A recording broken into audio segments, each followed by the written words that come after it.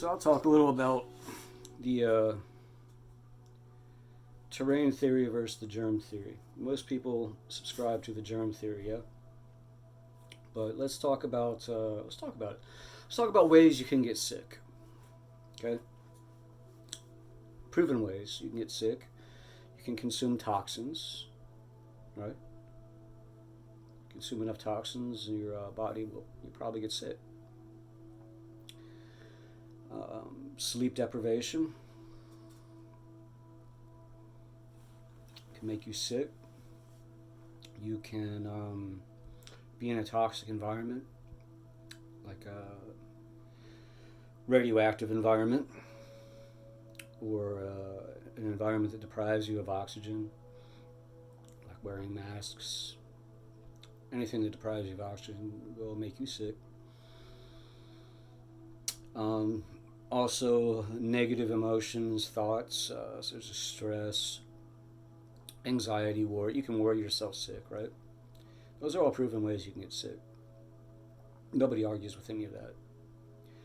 The germ theory goes one step further. They say, even if you sleep well, you think well, you eat well, you're in a healthy environment, if you do all of that and take care of your health, but you encounter someone who doesn't and they're sick, simply being in their presence can make you sick, can negate all of the steps you've taken to become healthy or stay healthy. You can be stripped away, stolen. Your health can be stolen by someone who's not taking care of themselves. They're sick, and then you breathe in their air and you become sick. Let's think about that for a minute.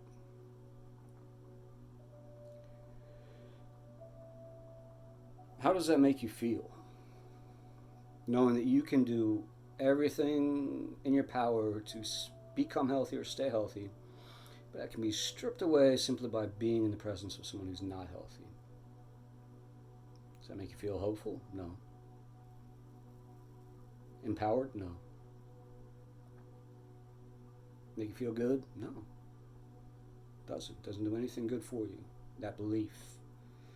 That belief, the germ theory, it's never been proven. They've tried. During the Spanish flu, they've tried really hard to prove the germ theory, that you can catch a virus from somebody just from being around them. They put 100 healthy people in a room with one sick person, and they did everything possible, anything you could possibly imagine with that interaction, and none of them got sick. They tried, you guys speak to each other real close, one after the other. Go through the room. Stand in line. Come on up to the sick person and get real close. See if you get sick. Nope. So, okay, well, let's take a swab of this sick person and put that in your mouth. Healthy person. See if you get sick. Nope. All right, well, let's take that swab. Let's take that whatever from that sick person. Let's put it in a needle and inject you with it. Let's see if that makes you. Nope. Doesn't. That's not how it happens. You're responsible for your own health.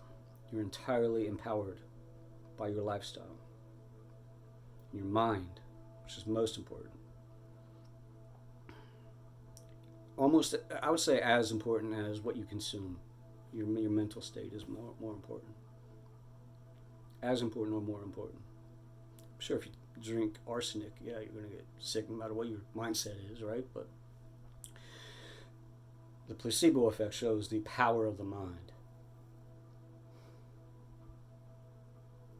If you believe something will make you well, you take it, you think, oh, this is going to make me well. You'll probably become well. Again, unless it's like arsenic, right? But the power of the mind is a very powerful thing, not to be underestimated. And let's think, okay, so you are healthy, yeah? You go interact with someone who's not healthy. You think they're going to make you sick? If that were to be the case, then every person who's sick would infect everybody else.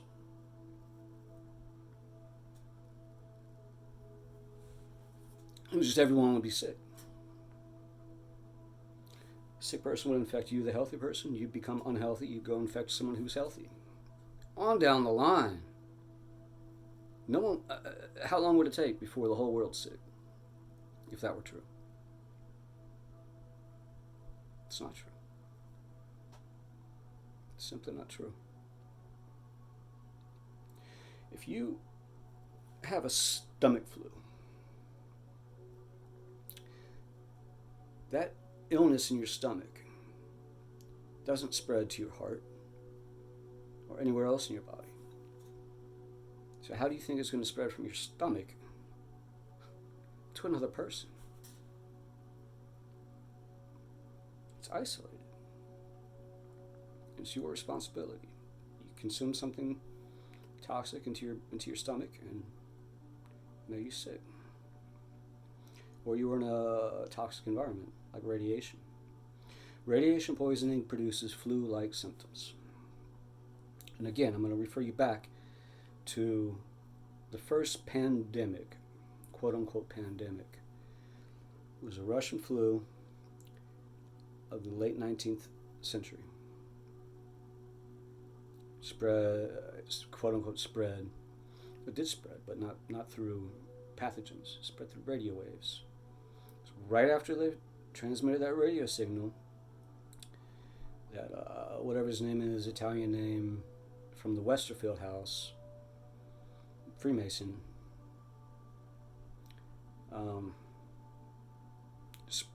wherever that signal went, people started getting sick.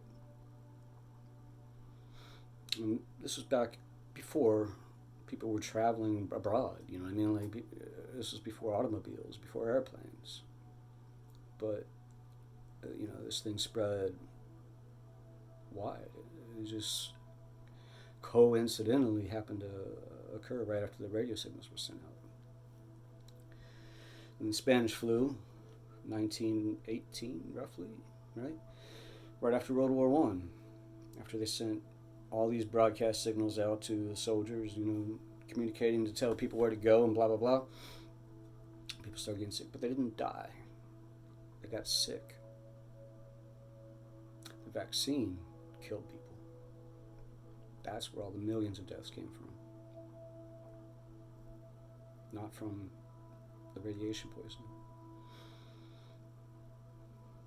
They blamed it on the flu and said, hey, this vaccine will make you feel better. They killed them. Millions of them. That's why they were wearing masks back then. On down the line, the Hong Kong flu of the late 1960s. What happened around that time? Vietnam War. Again, radio signals being sent out.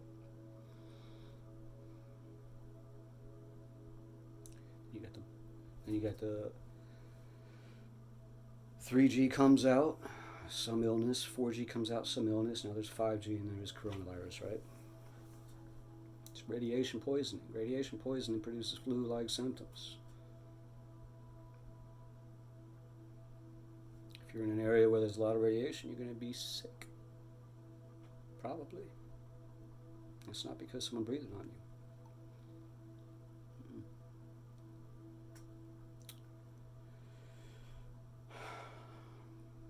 But you believe what the media tells you. You believe what the government tells you. You don't think for yourself.